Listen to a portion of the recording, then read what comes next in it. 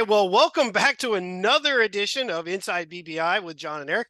I'm John McDevitt, and with me, as always, senior editor of Big Blue Interactive, Mr. Eric Kennedy. Eric, I don't know, you've got a fire behind you. Ah, How you doing today, bud? oh, what are they doing? What are we doing? Well, welcome to Inside PBI.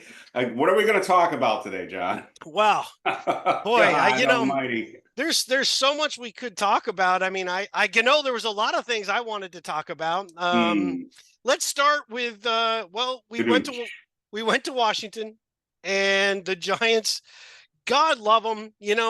They played better, which we are setting the bar lower and lower each time, by the way, of what is better. We can get to that later. But they went to Washington, played their best offensive game in a while, and we managed to score 18 points and still lose.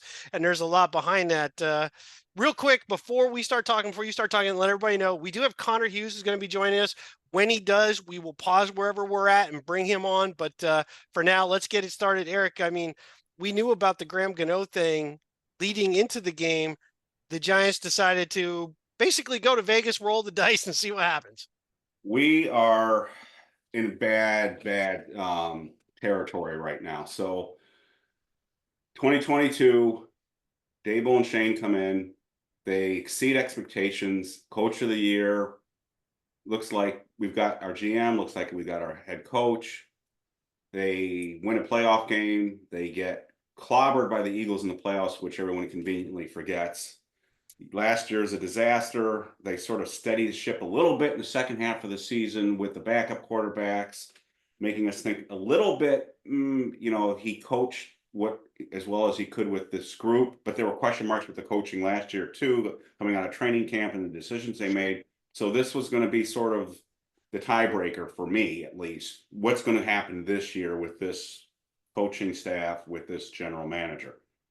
The decision not to elevate the kicker on Saturday is mind-boggling. It's beyond belief. And just to explain it to everyone, because there's still a lot of confusion, the way the rules work now, our teams are allowed to elevate somebody from the practice squad without signing them to the 53-man roster. Now, the Giants already had an extra roster spot. They were only at 52. So even if they wanted to sign somebody from the practice squad, they could have done that. But they did not need to do that. So they elevated two players, two linebackers, Tamon Fox and Ty Summers, and they elevated them. And on the same day that they knew that Graham Gano had a groin injury, so they didn't elevate him as insurance.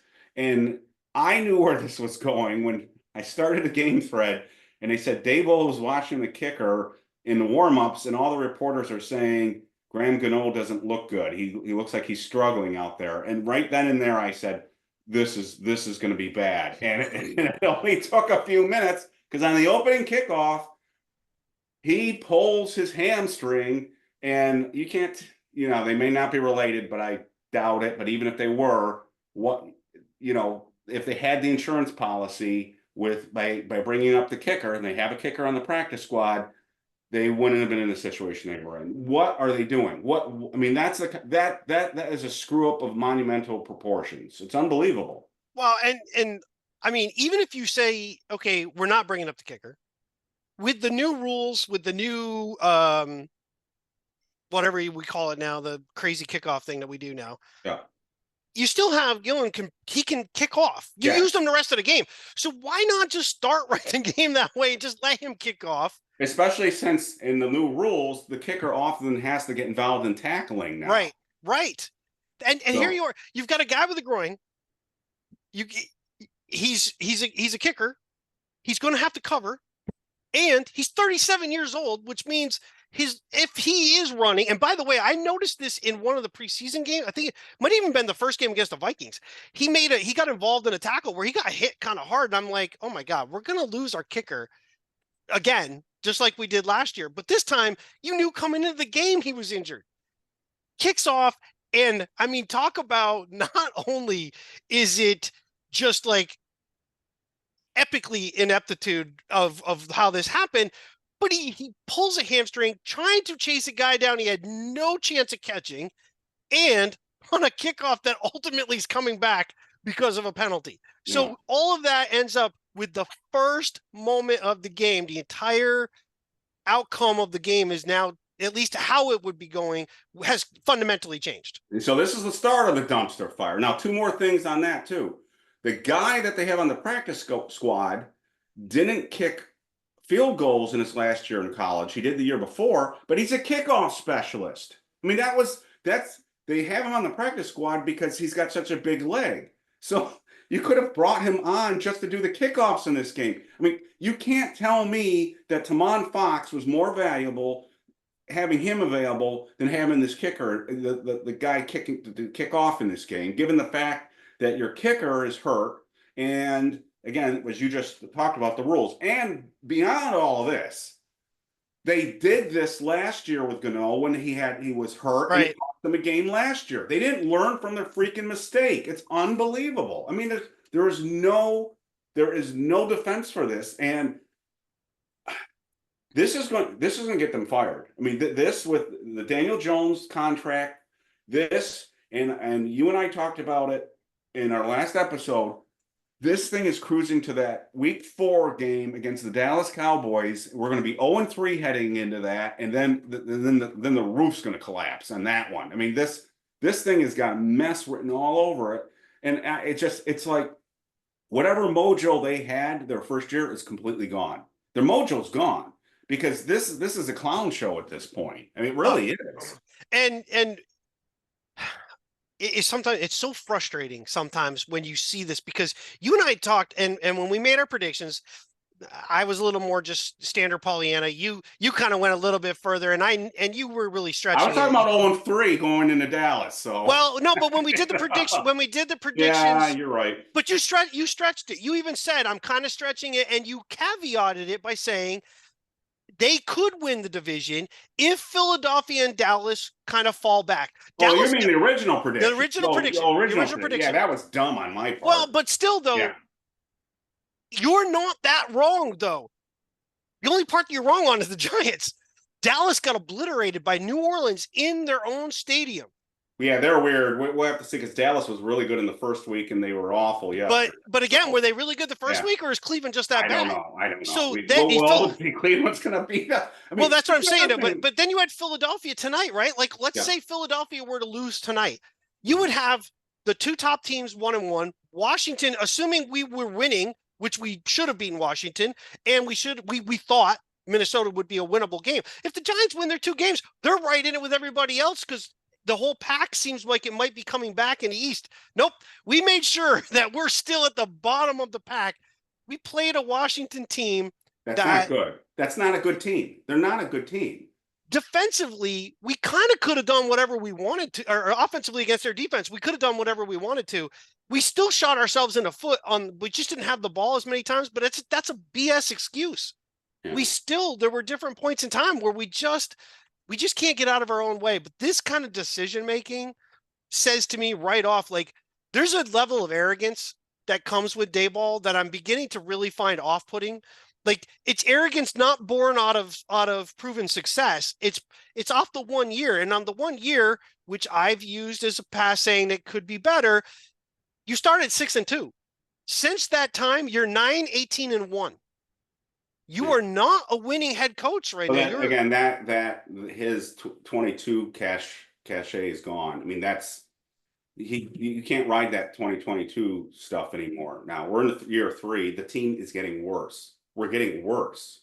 So, and you just brought up the record. You are what you are, and you talk about he's got an ego issue. I don't know if he does or he doesn't. Most of these guys probably do, but that's how they get to where they are. It's what I was going to say, and someone on BBI stole my thunder today with it. Stupid is as stupid does. I mean, they just did. I mean, this was stupid. This was a stupid, easily predictable thing. And I knew as soon as they said Gano was struggling in the warm-ups how this was going to end. I knew how this, and as soon as they missed the first extra point, I knew this game was going to come down the way it did. I just knew it. I could feel it in my bones. As soon as you start chasing points like that, 9 times out of 10, you're screwed. And at least the Giants are. The Giants lost a game that they scored 3 touchdowns in, and the other team didn't score a touchdown, and we lost the game. I mean, that's only happened twice in NFL history, Right. and it's never happened to the Giants until yesterday. And we scored 3 touchdowns, and we still didn't break the 20-point barrier, which always seems to be this line in the sand for us. I watched the game, and I'm sitting there thinking, okay, you missed the first extra point. Okay, fair enough. But do you just not try anymore? The difference when you're going for 2 at the one point where ultimately it would have just put us ahead by 5. What difference does it make? Try the extra point, see if you can make it, so you know if you can kick later, because you're still going to be up by 3. If you go, well, we're going to go for 2, and if we don't make it, we're still up by 3. They did try to go for the first one, and they missed the first one. That's what I'm saying. But after that, we could have tried again. Later, we went for 2. I don't know. Probably wouldn't work either. It comes down to the kicker situation. If they that might be true. The kicker, they would have been, or if they didn't have him kick off. And what are they again? But see, that's arguments. That's arguments after the fact. I'm talking about in the game. I know that. You've already made that decision. So when you go for 2, it's only going to put you up 5. The extra point would put you up 4. Either way, they're going to have to score a touchdown to take the lead if you do either one of those 2. They tried the 2, but at that point, you really should risk trying the 1 just so you know if this guy can kick later if you need him. If you don't, you've pretty much said we're never kicking the rest of this game. I think they already decided they were, as soon as he missed that first one badly. I think they just decided, and that might have been the right decision. I know what you're saying. I'm not saying you're incorrect. I'm just saying it should never have come to that. I agree. I agree. Come to that, and they did it to themselves. Again, it was stupid. I mean, you can't. It was just a stupid, and it was. You just could feel it. And we should move on because the defense was sure. Another area that I want to talk about too, because the defense. And this is something that I've been talking about in the last couple of podcasts. I said I hope Shane Bowen's the real deal, but he wasn't their first choice. Choice, and we would have to see now. People are going to say, "Well, remember Spags when he came in? His first 2 games were a disaster. This is a new defense." Yada yada yada. You got a point. Maybe right. Time will tell. We'll see. However, I'm not operating in a vacuum here. One of the things that bothers me a little bit with some of the discussions on the website is some of the things the arguments are being made as if we're operating in a vacuum. We cannot ignore what happened last year, and we cannot ignore what happened last week. Right. Discussing what's going on. And right now, Daboll, this is something we should talk about too. One of the big reasons we're in the situation we're in is because the hires he made when he first came in didn't work out. So Wink didn't work out. The special teams coach didn't work out. His original offensive line coach didn't work out. Right. There were coaches that they had to get rid of for different reasons, but they got rid of them and they had to bring in new coaches. And now we don't know if Shane Bowen's going to be a good coach, but that was a disgusting.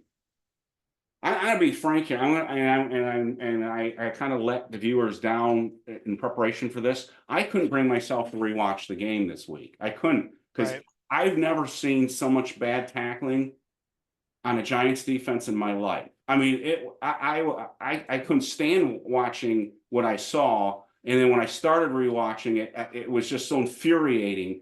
The missed tackles, and again, it wasn't even just the stuff like with Jaden Daniels. You expect it because he's got a little bit of that magic in him.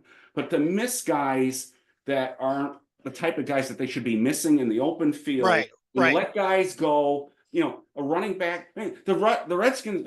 Here I go again. The Commanders running back averaged 8 yards a carry. 8 yards a carry. Yeah, we're talking about the Commanders here. They don't have a good offensive line, and he's not really elusive either. And he's not an elusive guy.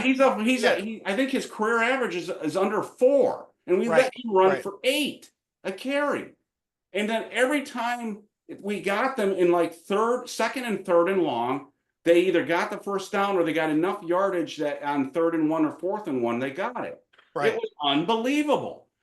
It was in 7 drives. They scored 7. They had 7-point scoring drives. Now they didn't get a touchdown, and a lot of that, thank God, they self-destructed in the red zone. Yeah, or they would have scored.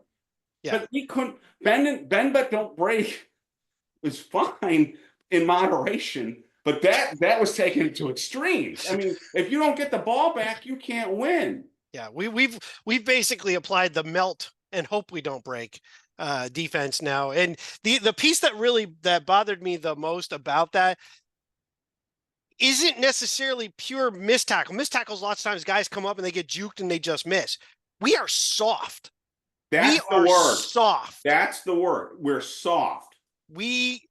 McFadden had Daniels in the backfield, and I know elusive is one thing. You had him. You had your arms around him. He should not be getting away. He weighs 190 pounds. You were holding on to him, and you let him just go. No. The angles that they take, McFadden 2 different times tries to avoid the blocker and ducks under him, leaving a wide open hole to go by. Okereke didn't have a great game. Got burned bad. It was all and he took responsibility, and I saw that. He said he was 3/4 doing his own job and 1/4 somebody else's job, and that's great. That's fine. But you didn't play well. We are, and the one thing, and I'll give you most of the credit for this one, we talked about things with the defense that we were worried about. And the second corner was our biggest one. But you kept mentioning who's the guy on the other side of Lawrence? Who's going to play there? Ryder Anderson had never really done much. We didn't really know. And obviously he's not on the team now. Noches is just invisible.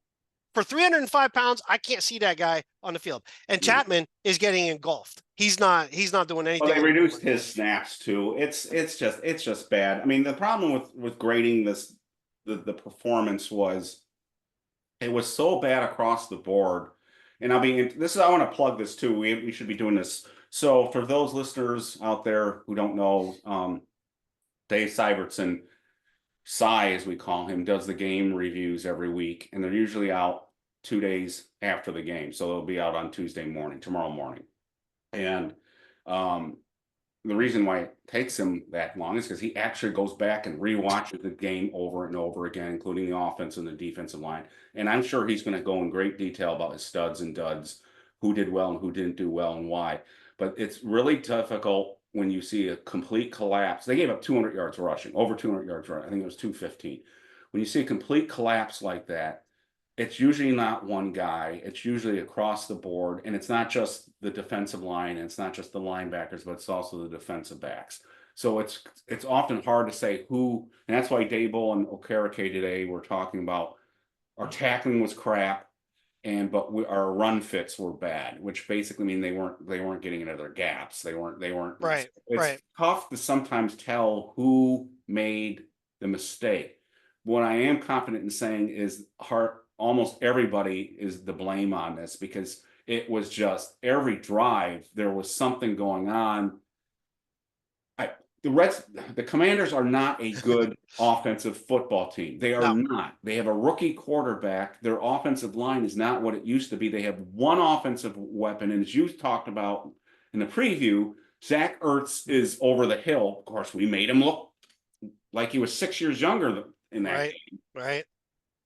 The Commanders completed 80% of their passes and ran for 200 yards and never had to punt.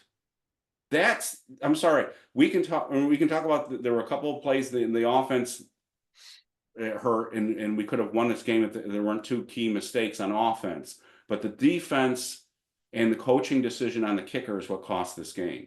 You cannot allow a team to go on 7 straight scoring drives, and that's what and they controlled the clock.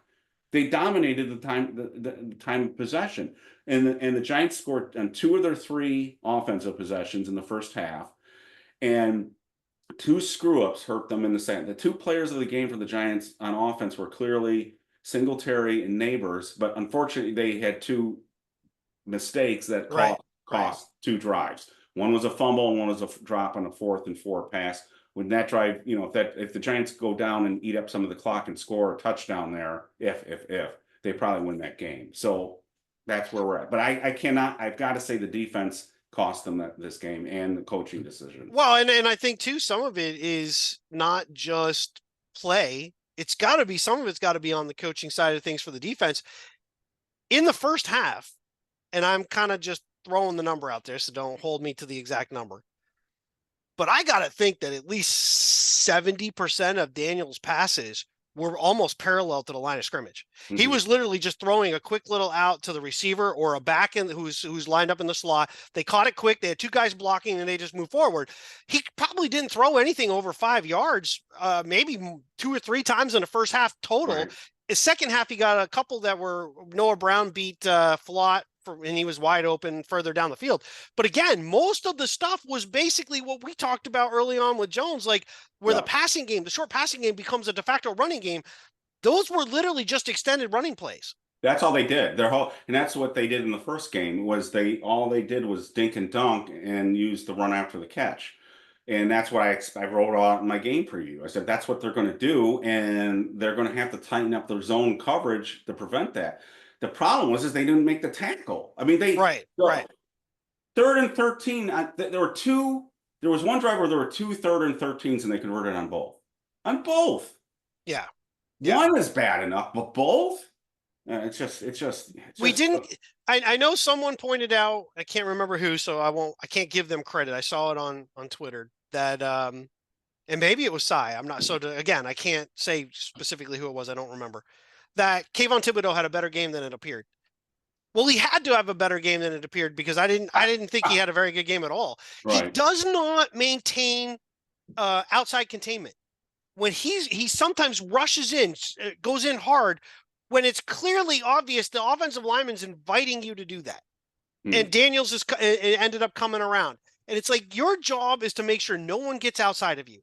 Funnel everything back to the middle, but make sure no one gets outside of you.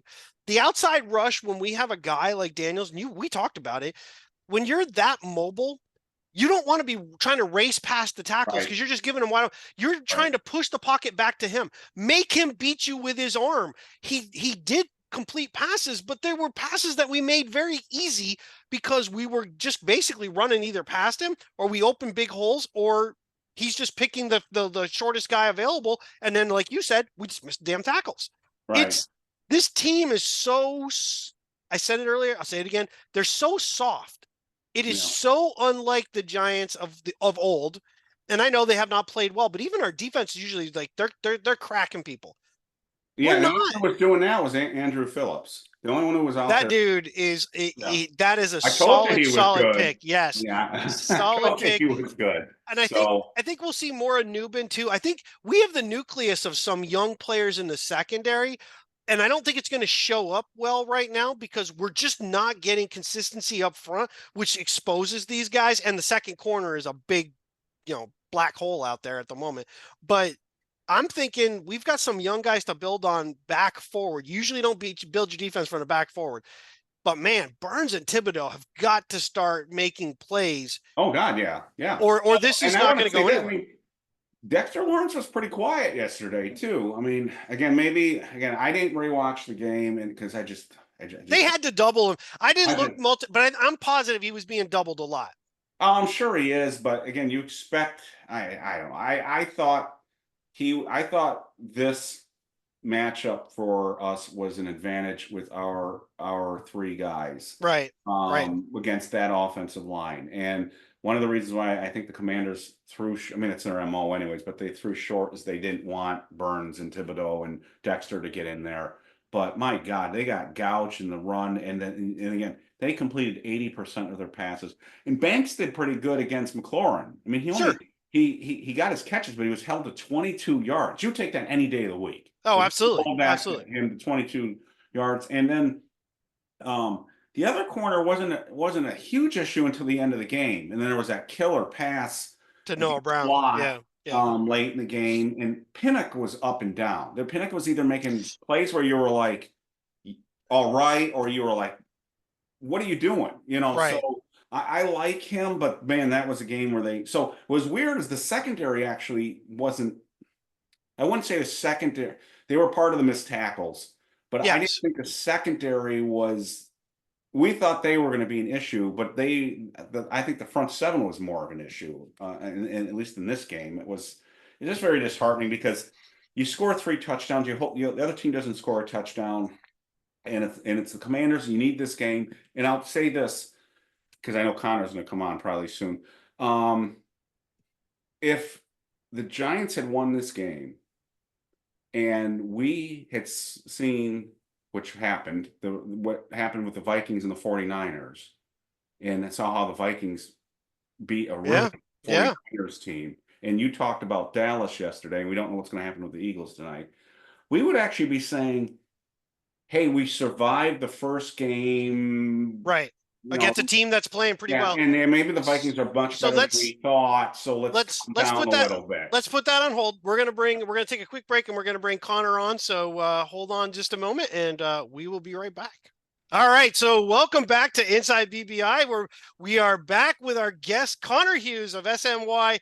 Connor, you're with John and Eric of BBI, and oh my God, where do we start with the game from yesterday? How about let's start with, how did you guys, after the game, start when you were like, we want to ask Daboll the question about the kickers? Like, what went through your head of like, geez, I want to ask him this? So every now and then as a reporter, you kind of get like this rush in those kind of situations, because it ends up just being a rally and just one after another, because like the New York media, quote unquote, have like this, a perception of them outside. And for the most part, I really think that aside from there's so many of us, we're just like most other media outlets. But then you do get into a situation like this where it is just like everyone's got the guns up, and it's just like, the topic's hot, they're going to try not to answer the question. And it is just one after another, after another, after another. And it's this just like exhilarating rally of question, and it's coming from all areas. And then like the person who's answering, like if it's a player or a coach, they'll try to like get out of one way, but then there's so many other, like the rest of us are all in there, and they'll find like the excuse or where they're trying to find the back door of it, and then just shut the door and come in with another question. So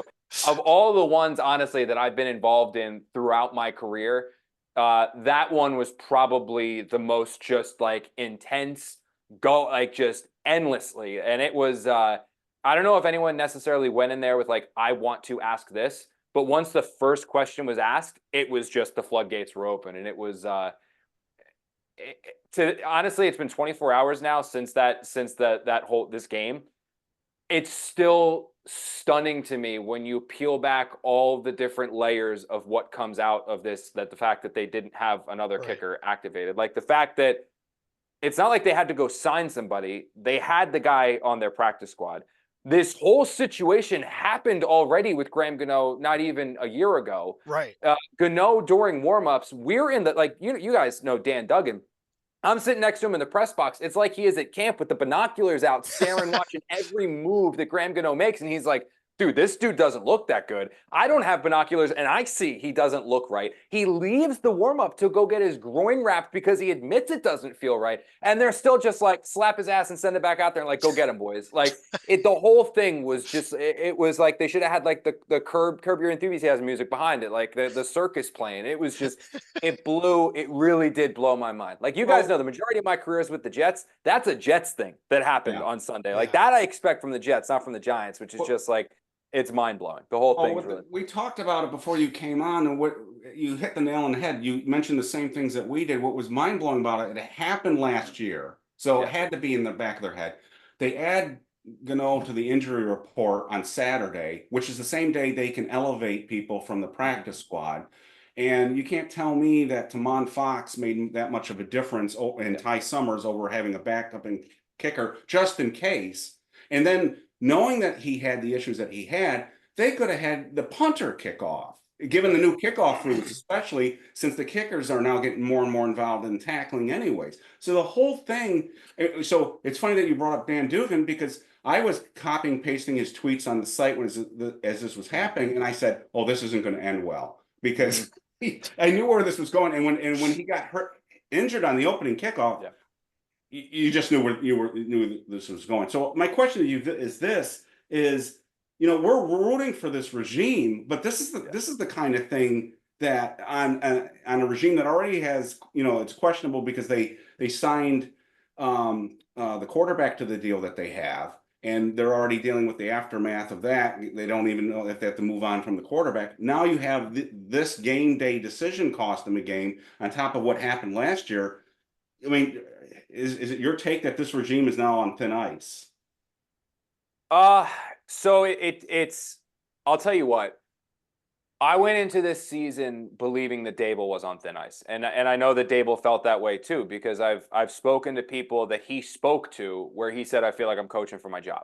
So I know that he went into this year realizing, like, if this goes really south, they're going to be looking for a new coach. I just had the opinion of Shane's here and Daboll's here, and John Mara, when he makes a decision after the year of what he's going to do, he's going to judge them independently, not together, despite the fact that they came in together, had the relationship from their time in Buffalo, all that stuff.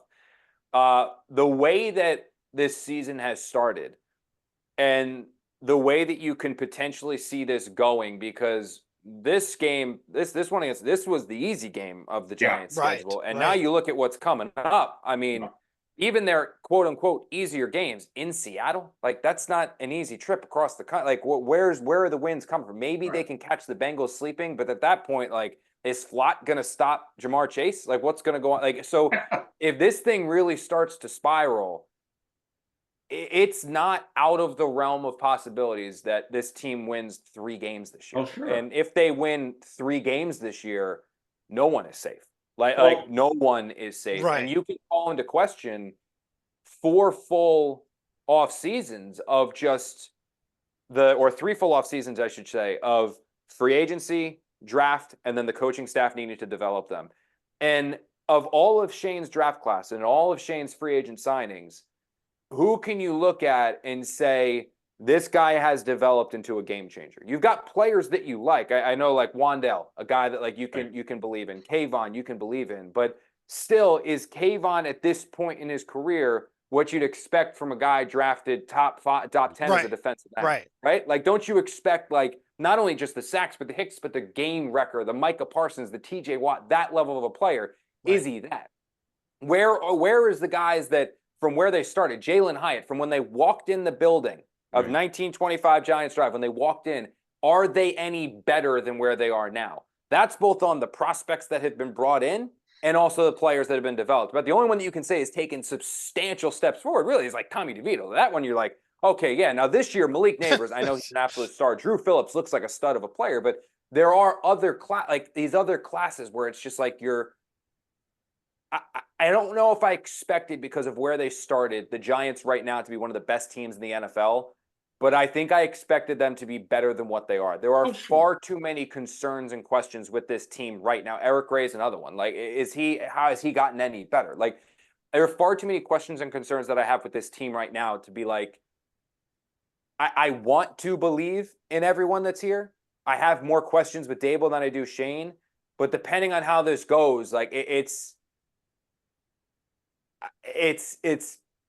not looking great, is what I would say. It's not looking great. Well, you talk about the individual parts not getting better, the team's not geting better either. Yeah. That's the thing. So 2022 was a surprise. It was great, but the buildup from that, the payoff from that is evaporated. We're 2 years removed from that now, and they've got to start playing better. And as you mentioned, these were the 2 games, if they were going to win at the beginning of the schedule, this was the 2 games that they're going to, because right now, we talked about this when we were on last week, this week 4 Thursday night game against Dallas, if they go into that in 0-3, and that stadium's filled with Cowboy fans, which it probably going to be. I mean, the roof could collapse on this team very quickly. I mean, week 4 to me is could be a pivot point for this franchise. Yeah, and Dallas always seems to take him down. And the one thing that I'll say about John Mara, and I know he's been getting some more recent criticism, the guy loves his team, and the guy loves the Giants, and the guy wants the Giants to be really good, and he does not handle well the organization being a laughingstock. And that's kind of where this is starting to trend to. And when you get to that point, when people are starting to become embarrassed, that's when all bets are off with what you think should be done, what you think shouldn't be done, all that kinds of stuff. And unfortunately, again, they can turn it around. Teams have turned it around before. I mean, I didn't think the Giants were going to do anything the year they made the playoffs and won a playoff game over the Vikings. Like, I didn't think that roster was any good, and Daboll rallied and put together some game plans. If you guys remember, like what was so endearing about that team, they embraced the New Jersey, New York mindset of, like, we're going to drag you guys out to the deep end.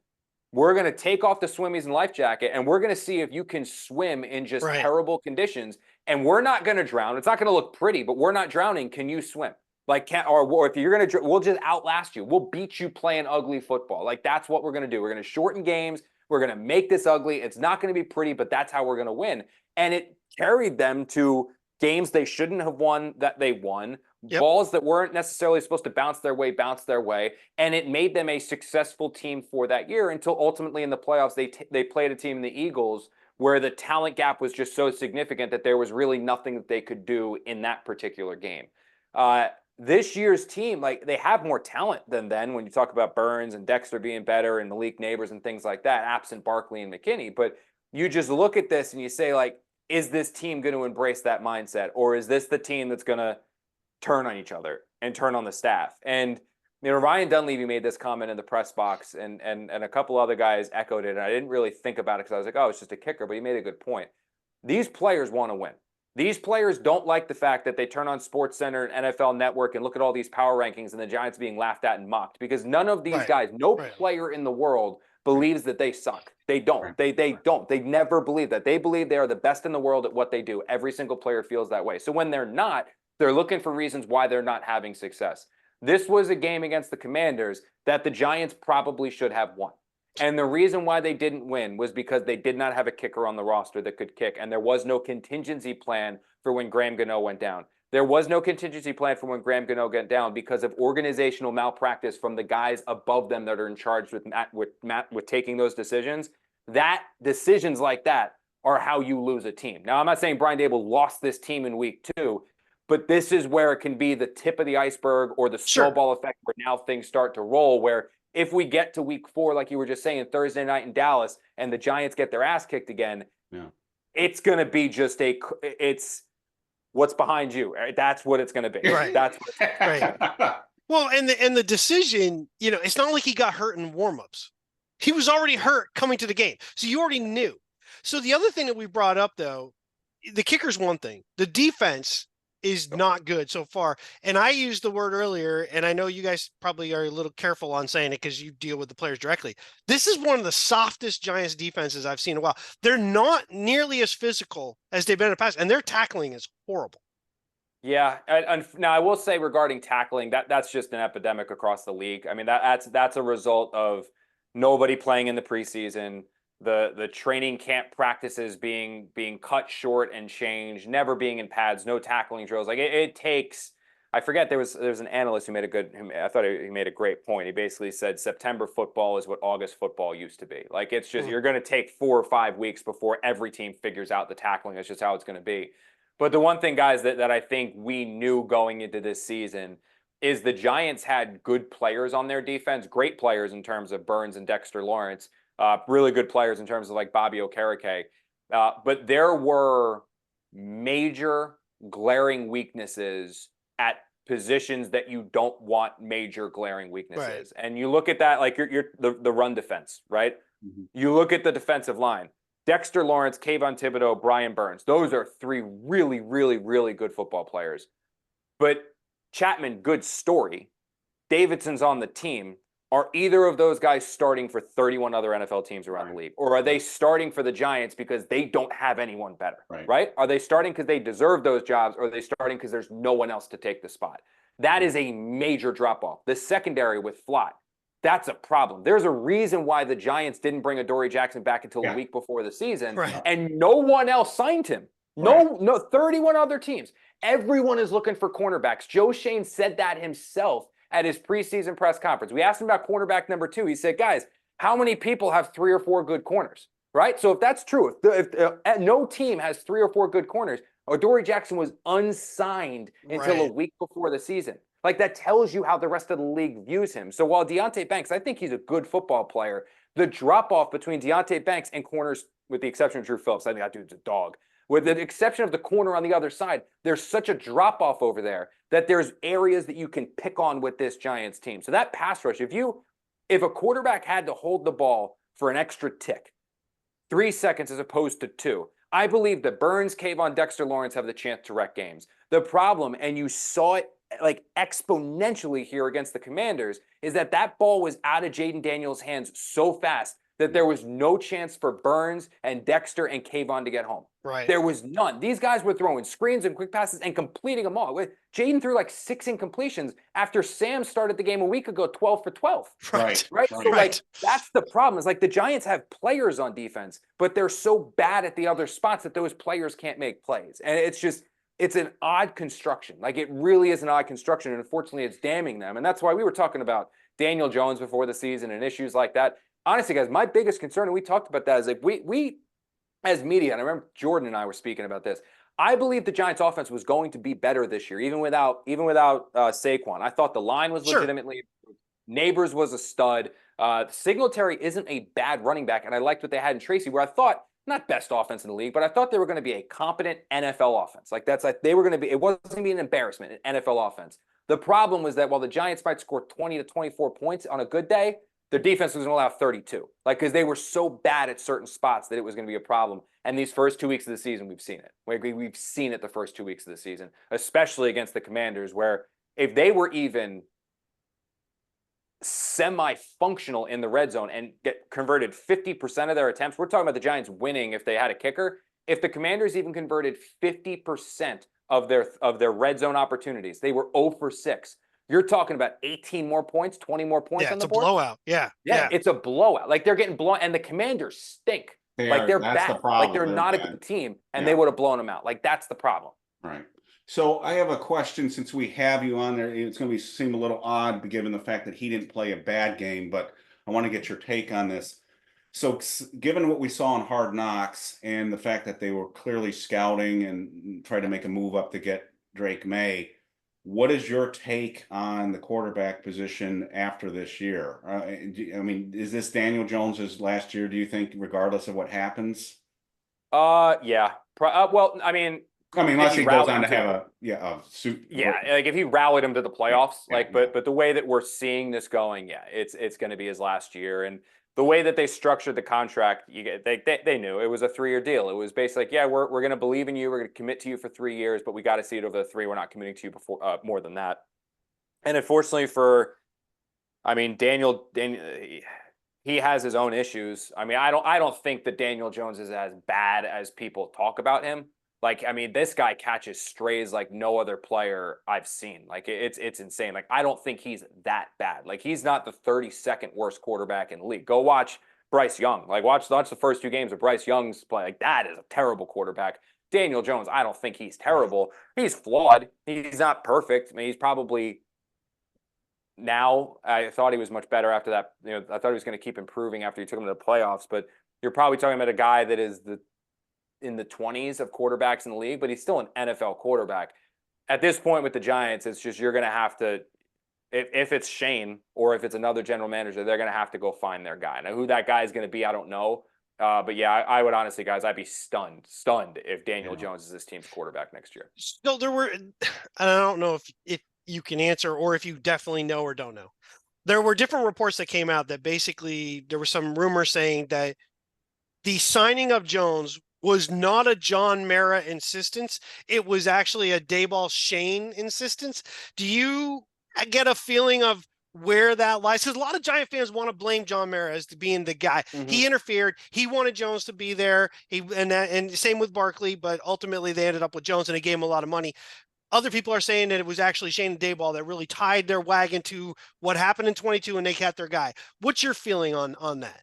The Giants had no other option than to re-sign Daniel Jones that year. That was so it was an organizational decision and an organization realization that they had no other option. If you remember when the Giants won when the Giants won a playoff game, they were put into a position where, say they decide, okay, we're not fully in belief of Daniel Jones, we're going to replace him. Who in free agency was there that was going to be an improvement over Daniel Jones? Jimmy Garoppolo, no. Right. Derek Carr was awful last year. I mean, I guess you can say right now he's playing pretty well for the Saints, so he would have been. But, I mean, that didn't look like the case last year. Derek Carr, even coming off that playoff game too, guys, people probably would have said that's a wash. Like Carr and Daniel Jones, that's a wash. And you know you can win a playoff game with Daniel Jones. They were understanding of the issues on this roster and realized that they could not mortgage all of their picks to go up and get like a CJ Stroud or a Bryce Young, because then they would basically be putting a quarterback into a team, what the Panthers have done, where they have no picks to surround their quarterback, right? Like they had so many other issues. They didn't have the luxury of going from the 20s all the way up to 1 or 2. Like they just didn't have that asset. So their options were go to free agency where there's no better legitimate improvement over Daniel Jones, maybe try to trade for someone, but there really wasn't anything there, or run it back with a guy who made substantial improvements with Brian Daboll, showed that he can get us to the playoffs, and then won a playoff game. And in that playoff game had arguably, or maybe undeniably, the best game of his career. So it was, this is what I say, in hindsight, the signing of Daniel Jones was not a great one, but also there was nothing else in that moment the Giants could have done, especially after they just won a playoff game. Well, they could have done the unpopular. Daboll realized that and merited. Well, they could have done the unpopular thing, which would have caused a PR issue, and not franchise Saquon, and they could have franchised Daniel Jones. That's correct. A whole different ball games too. But correct. And then, I mean, their argument that they make about that is that if they had run it through with Daniel as the franchise tag, they maybe wouldn't have been able to round out the roster. What it would have cost them by franchising Daniel is probably not having Bobby Okereke. Like that was the trade-off, or ultimately the trade-off. Maybe I would have to look at the numbers again. I don't think Darren Waller would have been an impact. Like I think because they were able to redo his contract again, they could have fit Waller and him under the same deal. But they probably, I don't think they would have been able to have Daniel play on the franchise tag and also had Bobby Okereke. So it would have cost them that. Now you can say like Bobby's a good player. I think it, I don't know. That's a tough one, but that would kind of be the thing, is that if they let him play on the franchise, the Giants' argument is that it would have cost them players. When you actually look at the math, it probably would have just cost them Bobby Okereke. It's the only player they wouldn't have had by keeping Jones franchise tag. What's your sense on why they are juggling the roster, where we're going into the games with only 52 guys on the roster? They're not filling it out, and we always, again, tied to that, we're always really tight to the cap. And I saw something earlier today that if they are going to make more moves, we might have to restructure somebody else this year to be able to make that happen. Yeah, that I wish I knew. Like it's funny, Jordan, Ronan and I drove home from the game together, and I asked him that question. I was like, dude, you got to explain this to me. Like I'd have to go dig. Like I have to talk to some people over the Giants. Like, can you guys explain this? They're not super pleased, I think, with any of us after like the way that the coverage has been the last. So I don't know how helpful they're going to be regarding that. But I wish I could tell you. Like it has to do with cap gymnastics. Like the guys that they keep calling up, I think they can only be called up like one more time. So like they'll be just signed to the roster. So it's almost like they're saving a 52nd, like the 52nd and 53rd spots on the roster for once these two guys that they keep calling up end up running out of practice squad elevations. They'll just sign them to the roster. But it's I don't know. It seems like such in the weeds minutia of roster construction that like why bother? But I'm sure they have their reasons. Now you're in an unusual position because you cover both the Jets and the Giants, and you were at the joint practice. And as for fans that don't know, it's tough at those joint practices because you can only watch one side of the ball. And I'm not sure what side that you watched. I did follow your tweets, but I don't remember what side. But did you take anything out of those? And obviously, it seems like the Jets did better on the side of the ball that you were watching. But did you get any feedback from the Jets players on the Giants at all? Anything off the record, or that you? I know you don't want to name names, but anything interesting? Yeah, no, that I can tell you guys. So no, that's fine. Yeah, actually, I did. Like that was the cool part about it, because I know a decent chunk of people over in the Jets building just from covering them from so long, between coaches and players and things like that. So it was like, we obviously have our own eyes, but it's good to have, I mean, these guys do it for a living. Like they are players and coaches. Like they understand it at such a higher level than what your average person's going to know, that it's good to pick their brain. The main takeaways that I had that I was told coming out of it was that Malik Neighbors is legit. Like that guy is a stud. One of the best ones that I heard actually about the Giants is that the offensive line is solid. Like it's not world beaters. Like I don't think they're going to be a top 2 or 3 offensive line in the NFL, but it is substantially improved in a I would say, or I shouldn't say, I should say, they worded it as good. I was like, good? And they were like, well, it's average to above average, but an average to above average offensive line in the NFL because there's no real good offensive lines in the NFL. That's a good offensive line. So right. a lot of compliments for the offensive line, a lot of compliments from Malik Neighbors, a lot of compliments for the front in terms of Dexter, Brian, and Kayvon. More so Dexter and Brian. Specifically with Brian, I was told by another player that guy's an absolute star. Like, so that was one on Brian Burns, is that he is a star and special were the two words specifically told. Another player did tell me, which actually goes to what we were just talking about, is that they weren't overly physical.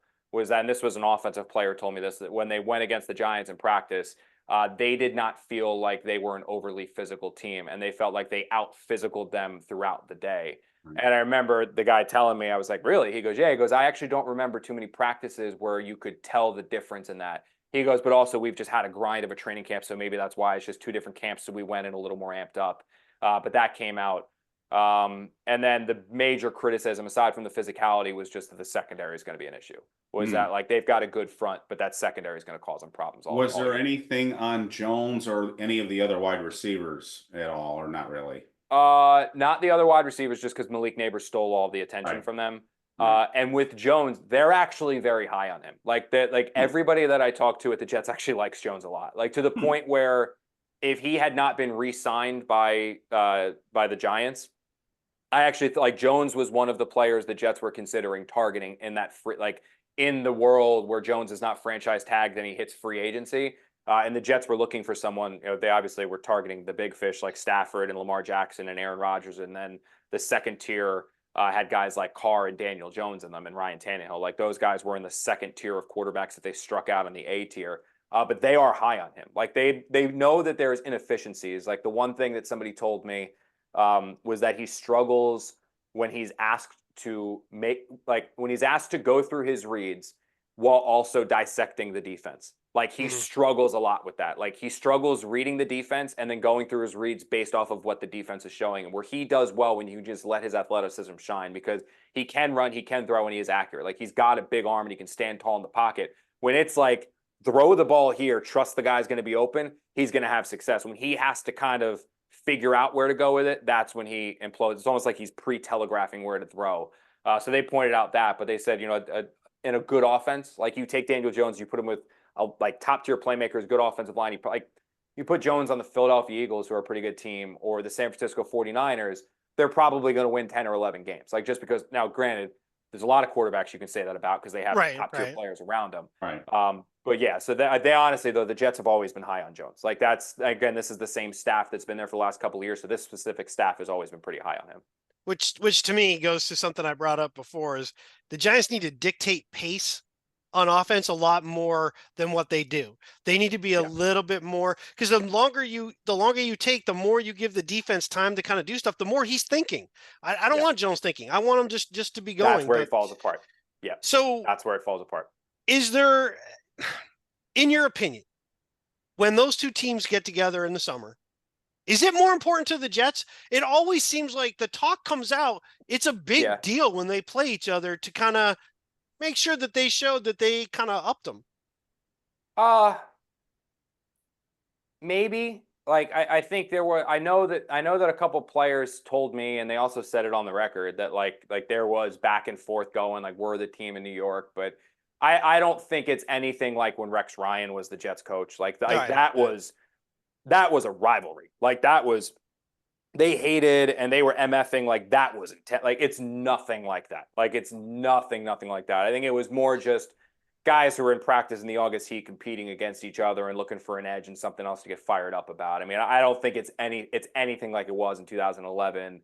What was it, 10, 11, 12, like those 3 years, like where it was really testy. It's nothing like that. Like maybe it's, you know, yeah, it's who's the Kings in New York, but it's not like, I mean, honestly, these guys will dap it up and hug after the game and hang out. Like there's no true hate, like when Brandon Jacobs was calling Rex Ryan fat boy. Like there's nothing like that. Like you kind of missed, because that was entertaining. Yeah, that was entertaining. So I don't want to keep you for too long, but any thoughts on if this continues, a couple more games, let's say, God forbid, but we're heading in that direction. Lose to the Browns, lose to the Cowboys. Do the Giants become sellers at the trade deadline?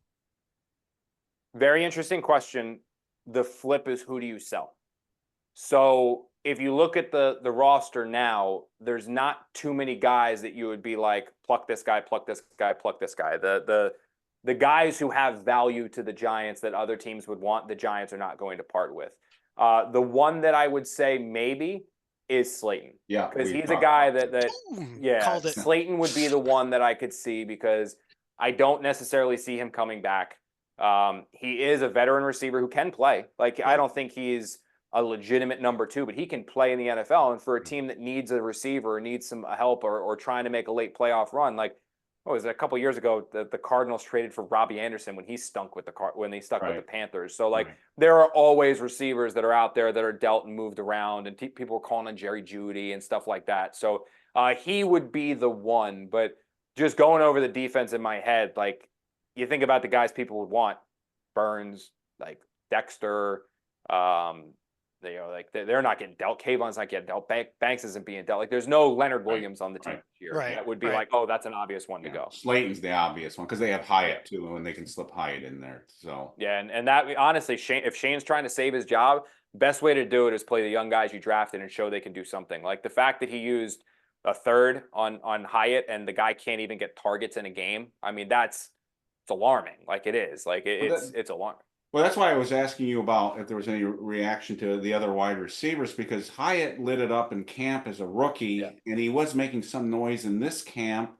And the coaches, when they interviewed the position coaches, Grohl was speaking very highly of him, and the coaches, when asked about him, seemed to speak highly of him. But he doesn't get on the playing field, so I don't think he's a problem. But it's almost, but it's almost like. It's almost like if you're as an outsider looking in, you would think that there might be a problem there, but it doesn't seem to be. So it's odd. I know they go a lot with 12 personnel, so it's hard for him to get in the game right now. But it just seems like he's one of the guys that should be playing a bit more. Yeah, so he is a poor route runner. Like, that is very noticeable. Like, he's a poor route runner. Early in his rookie year, he didn't play too much early on because he struggled some with the playbook. But then you pick it up. He's in year 2 now. But the thing I'd say to you guys is, like, you're never going to get the truth from the coaching staff and the management on that one. You need a little bit to read between the lines. Read between the lines. If this was 60-40 in terms of who's the better player, with Slayton being the 60 and Hyatt being the 40, Hyatt's going to get the nod because he's the younger player. He's the one under contract for the next couple of years. They assume he's going to get better with more playing time, and he's the draft pick. Like, he's going to get the nod. The fact that they're still giving Slayton the nod, it tells me one of two things. Either there is such a stark difference between what Slayton brings compared to what Hyatt brings right now that it is just they have to put Slayton on the field, or the worst case scenario of it is there is a disconnect between Shane and Daboll, where Daboll is coaching for his job, so he wants to put the guys that are going to be the best on Sunday, and Shane is up there saying, dude, we need to play the guys that are going to help this team moving forward when we're actually good. That's Hyatt. We need to develop them, and there's a disconnect there. It's probably somewhere in the middle, but I think more than anything else right now at this point in their career, Slayton is just a substantially better player right now than Hyatt is. With that said, Hyatt is not so bad that he should be playing 10 snaps and not getting a target. Like, he still has a very valuable skill set. He might never be Chris Carter. He might never be Justin Jefferson with his route running, but that doesn't matter because what he can still do is he's a tremendous deep ball guy. He has tremendous vertical speed, and he's very good at high pointing and tracking the ball in the air. Daniel Jones is a good deep ball thrower. So put Hyatt out there and use him to stretch the defense. Throw him 1 or 2 go balls a game if that's his 10 snaps out there. The fact he's just basically been untargeted, uninterested, and doesn't have a catch through 2 games, I think that's poor coaching. Like, I think that's the Giants needing to get him more involved. And if you're a good coach, figure out a player who has a skill set. Maybe it's not the perfect skill set, but he has a skill set. Use him as a guy that can go deep, because maybe he's not a starting receiver, but he is somebody that every year should have between 400 and 500 yards receiving and 3 or 4 touchdowns just because of what he can do and he does well. Like, he's not a bum. He's not a scrub. Like, he's an NFL player. Use him. Right. Well, what's odd to me, I don't want to dwell on this too much. What's odd to me is, and this happened on the other side of the ball too. So Hyatt was seeing a lot of first team reps throughout camp until late in the preseason, and Slayton took over for him. We saw the same thing sort of with Ryder Anderson, was getting all these first team reps, he gets dinged up, they waive injure him, and which basically means they didn't really have any intention to bring him back, because they really liked him. They would have kept him around. But it just seems like there were a number of players on both sides of the ball that got a lot of reps with the first team early and midway through camp, and then all of a sudden they just fell out of favor for some reason. Again, it might get back to what you were saying. There might be a little bit of disconnect between Shane and Daboll, or maybe they just saw enough of those players and they decided, we're going to move on. Because I never saw it with Ryder Anderson. So we were talking about this a lot in earlier podcasts, that I don't know why they were giving him so many first team reps, and then he was just off the team. So that's where I was coming from on that. It just seems that Hyatt was getting a lot of reps. He was playing with the first team, and then now they're not even using him. It just seems odd to me. So I have, and then we'll finish up, because you've been busy, and let you get you back to your family, and I appreciate, first off, your time. Before I get to it, let everybody know where they can find any of your stuff online, on Twitter, on Instagram. Let everybody know that, and then I got a off the wall question for you. Yeah, well, sure. In his book, Connor too. _J_Hughes. Oh, in sorry. your book. In your book. Plug your book. Oh, I don't have a book. Oh, no, that's not me. Jordan's working on the book. That's not me. Well, I thought you were working on the book too, weren't you? Or no, not yet. Okay. Not yet. That'll be coming. That's a dream of mine to do something like that. Okay. It'll be fun. Sorry, I gotta think of a cool topic first. Okay.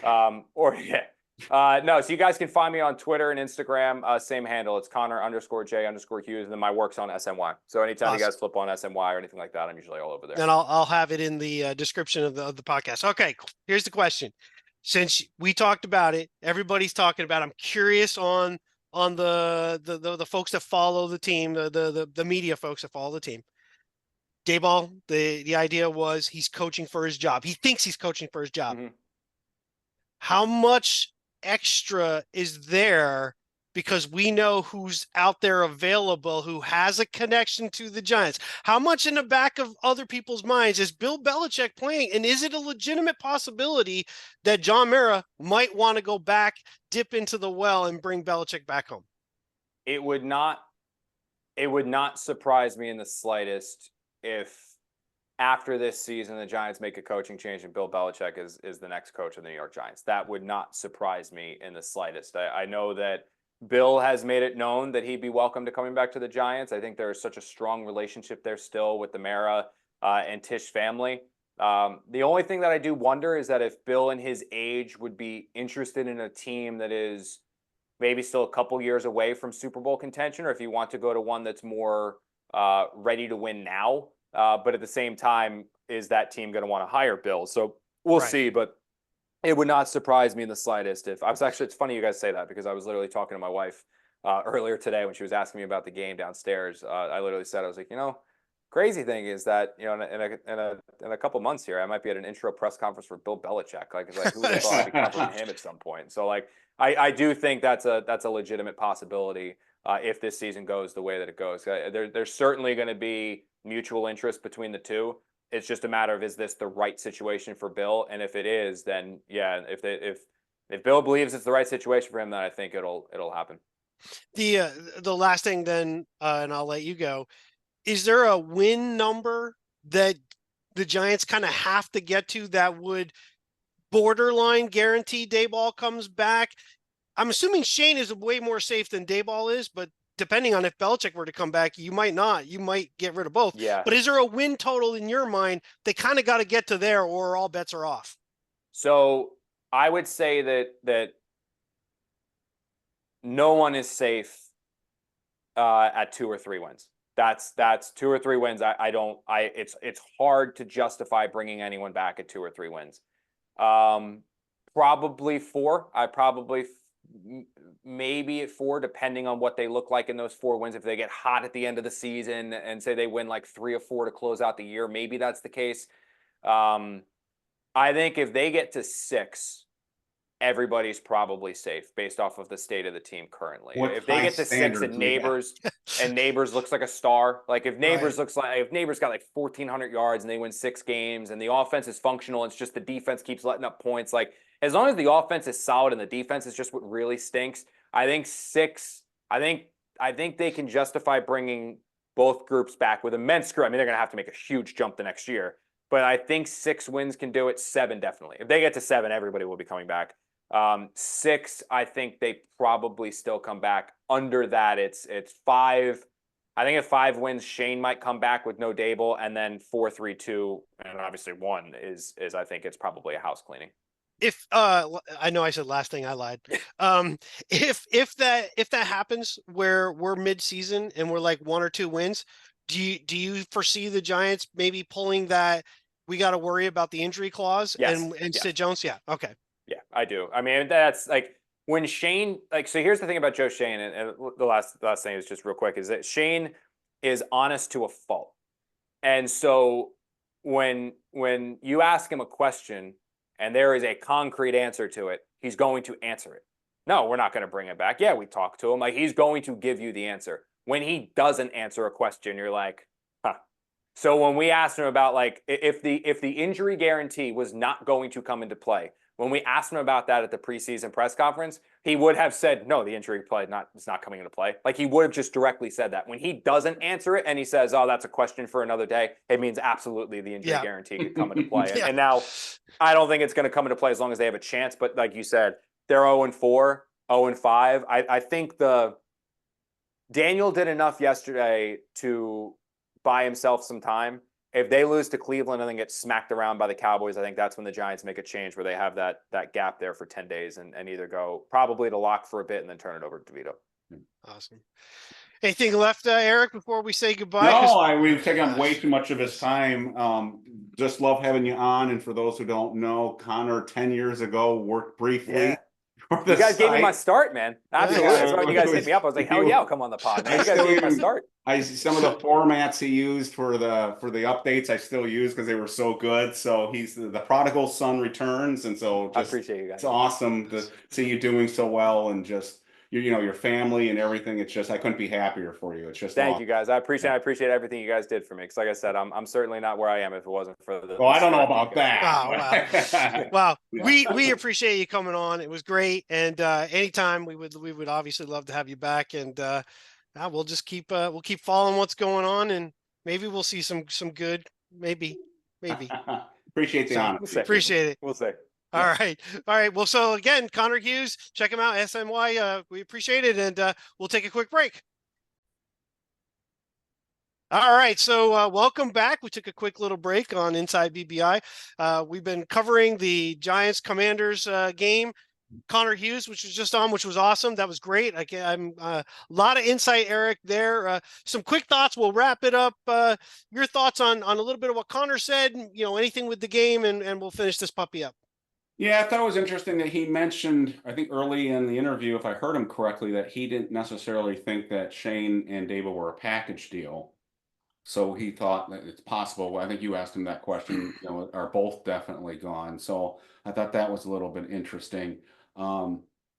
He's clearly thinking like I did a week ago or 2 weeks ago when we talked about Belichick, that, as I felt like when we heard about the kicker in this game having problems in the warm-ups, like this was inevitable that it was going to cause a problem. I have this inevitability that Belichick is going to be in the picture here. I just do. And I know that is a lightning rod of a subject for people for different reasons. Some people think he's over the hill. Some people think he's not going to be interested in coming here. Some people think he's just not the right fit.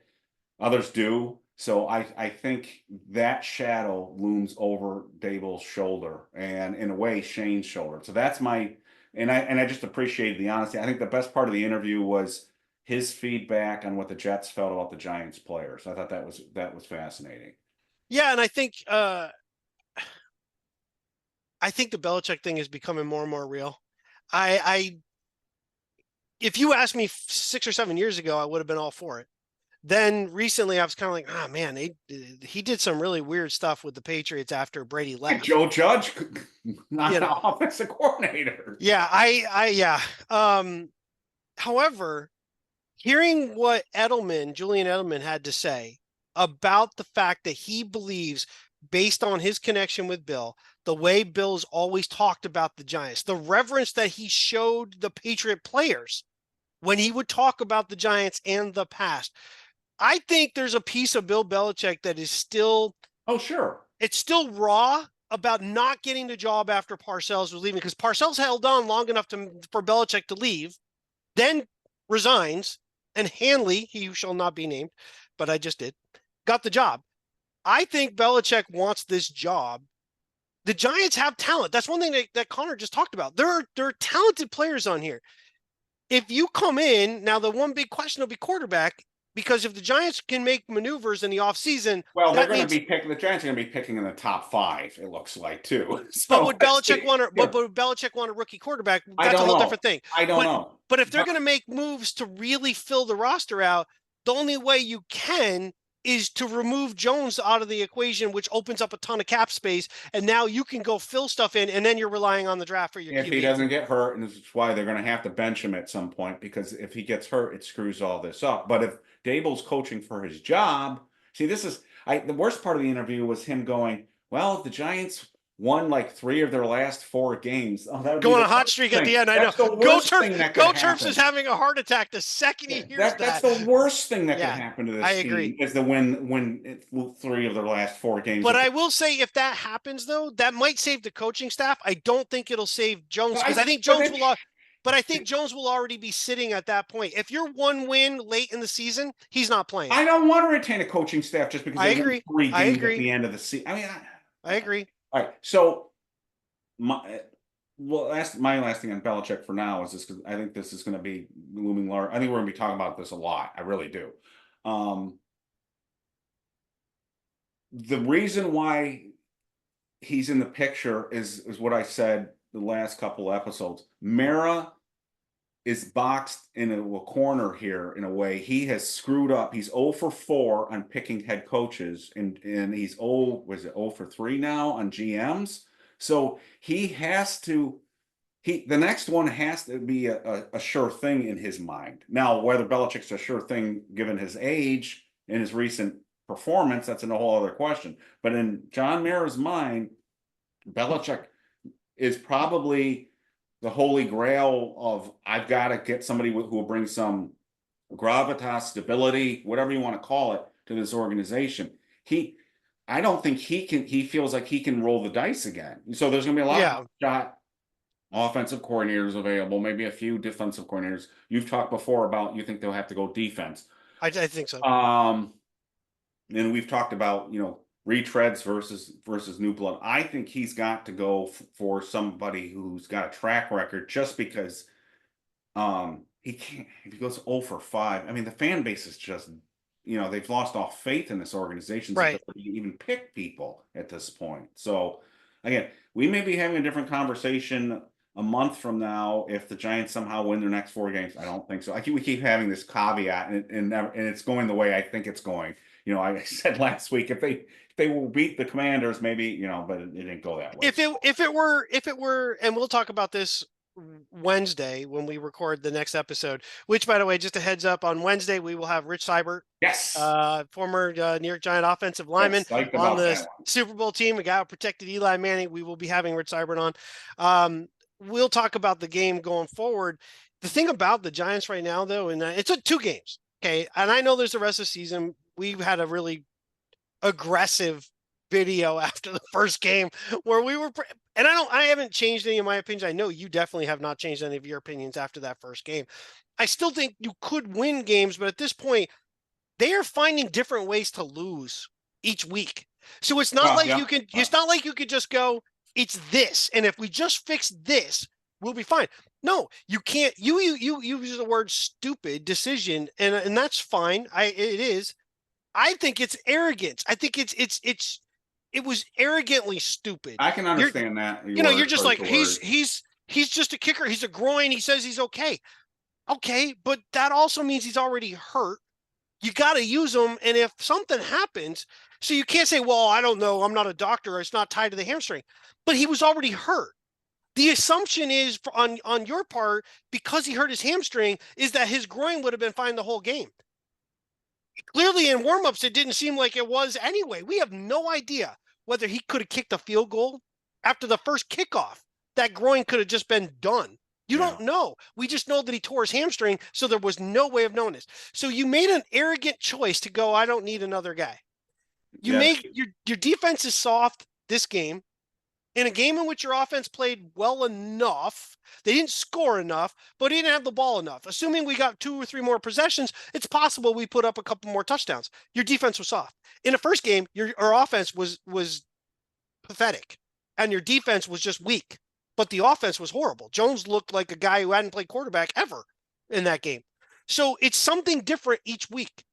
My concern is you can't overcome being soft, and you can't overcome a stupidity based on arrogance. Well, right now what we're operating with is this. So, and this is piggybacking on a little bit of what Connor was talking about. There are some parts of this team that have talent. So, ironically, the offensive line is one of them. They have Malik Neighbors. I hear what people are saying, and they've brought up Hyatt's route running before. I still think Hyatt is a good player.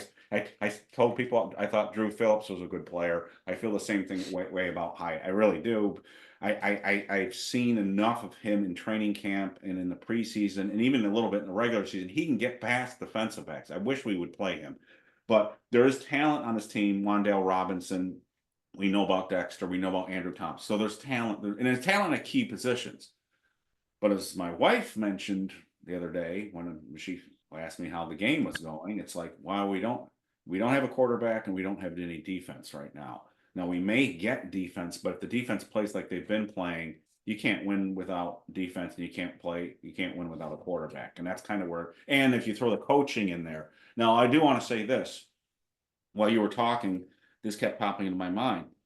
I hope the listeners out there don't think we're rooting against Brian Daboll and Shane. Right. We're not rooting against them. We're frustrated with them because we thought they were going to be the guys to fix this, and we're pulling our hair out right now.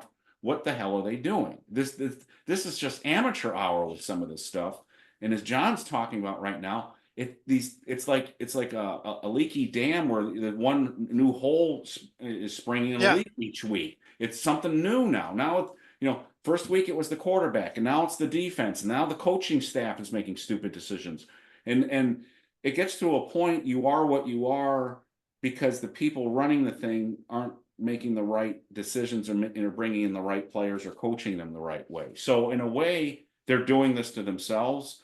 They can get I wanted to ask Connor, and we were running out of time, and I didn't know it was appropriate. Maybe we'll ask. We have some other reporters coming on soon. Maybe I will ask this. But I want to know how they have to dance around the coaching staff asking the tough questions, because there are probably some things they know that if they ask in a certain way, they will get cut out. Right. And so when I heard him talking about, well, you can tell that they're not real happy with us right now. And look, I have no love for the media, but when you're a bad football team, the reporters are entitled to ask difficult questions. They don't have to be a dick about it, but they're entitled to ask difficult questions. If the Giants don't want these kinds of questions, start winning some games. Yeah. I said about Daniel Jones. If he wants this criticism to go away, start winning some games. This all goes away if they stop making stupid decisions and don't give up 200 yards rushing. Don't allow 80% of the passes to a rookie quarterback complete. Don't go into a game with a hurt kicker. I mean, these are the types of things that lose you football games, and that's what you're talking about. Every week it's something new. So they are what they are, and right now the entire fan base is done because we keep picking new GMs, we keep picking new head coaches, and nothing changes. It's the same shit every year. Sorry, the swearing. No, you're fine. You're good. It's the same stuff every year, and nothing seems to change. And it's getting we're done with it. It's 12 years. I mean, this is ridiculous. I'll leave you with this before we close it up. I'm starting to get weird 2003 vibes with this team. Mm-hmm. I know it was longer with Fossil, obviously with 97 and whatever, but if you basically take their 2000 year, which was a surprise, where we go to the Super Bowl, you've got Kerry Collins, and Collins, there were a lot of questions about Collins. He kind of wore out his welcome in New Orleans and Carolina. Giants take him. He doesn't start right away. They make him a starter, and he still had questions. They make it to the Super Bowl, get blown out in 2000. We have an off year in 01. We come back in 02. which kind of reminds me a little bit of 22. But we blow it. But we were a very weak team at the end of that year. A lot of people forget that. Yes, we blew the lead in San Francisco, but at one point we signed Herman Moore to play wide receiver, a guy who couldn't even run anymore. We brought him in trying to get us because we were down to nothing at wide receiver. So 2003 rolls around and the wheels just come off. And at that point, the Giants move on. Yeah, and didn't Fossil even announced he was leaving before the year was over? Didn't he, like late in the year? They were going to fire him, and he ultimately cut them off at the knees. Yeah. And that was late. But I will, teasing the Rich Soiber interview, I do want to talk about that 2002 team with him, because that team was 6th in offense that year. That was a pretty high-powered offense. Yeah. Had there with Tiki Barber and Amani Toomer was in his Shockey's rookie year. Some Giants fans think of Amani Toomer, the 2007 version of the veteran towards the end, but Toomer was really good. Shockey, like you said, was awesome. And Kerry Collins had that offense could score points, and that playoff game was something else. Yeah. To lose that game, we should review old games in the offseason, but yeah. But that I'm getting that vibe right now, because ultimately Jones would go the way of Collins. If you just lose out like this, they're going to sit him at some point. There's no way Shane's going to risk that. Daboll might want to still play him to try to save his job. He's not going to be the one making that decision. That's what I'm worried about now, because. But he won't be able to make that decision. I think Shane will be making it. I don't. I just. This we talked about. We should probably wrap this up, but we talked about this earlier. This awful season could get DEFCON 1 level with Jones tearing an ACL or something. Oh, absolutely. That would screw the future. We should have probably talked a little bit more about it, but Jones, as he's apt to do, played decently against the Commanders. So we'll talk about that on Wednesday, because I still have a problem. Winning, I'm not. I'm just saying it for him. 57% completion percentage to me is so low. But I agree. No, I know what you're saying. And of all the things, he's not one of the ones of why you didn't win, but he's also not one of those things that overcame the other pieces. Yeah, he missed some things in the game. He did his role. Yeah. He didn't take it the next step that could have saved it. There was things that he just missed. But on the grand scheme, he was, of the reasons they lost, he wasn't in the top way at the bottom. 3 or 4. Yeah, way at the bottom. So progress. Thumbs up. so we're trying to find stuff for someone to be happy. So I'll finish with this. For those of you who don't know, because I totally forgot to drop it in earlier. We're talking about bigblueinteractive.com. Please, if you haven't gone there, a lot of you do, because I can see the traffic of where you guys come from. But if you don't, because I do post this in a whole bunch of other places, if you are coming and you don't know Big Blue Interactive, I ask you to go there. Those of you who do, hey, don't forget, I know Eric probably didn't want me to say this, but we are still doing the donation campaign. Please make sure to take a look at that. We are really trying hard to bring a lot of really cool guests on. Rich Seibert's coming up. We have Dan Duggins coming up next week. I can say, I just don't have the date locked in, because he did tell me he's coming on. We're going to have Brad Benson. You were supposed to keep that secret. No, I decided that one because I actually have something else that I'm working on that's going to stay secret.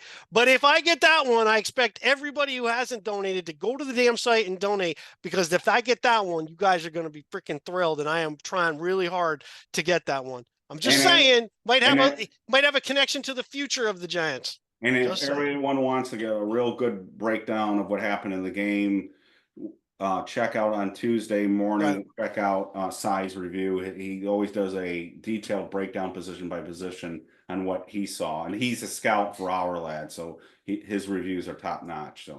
So with that, Eric, I guess we'll call it a show, and we'll be back later this week with Rich Seibert on. Awesome. All right, folks, have a good night, and thanks for watching.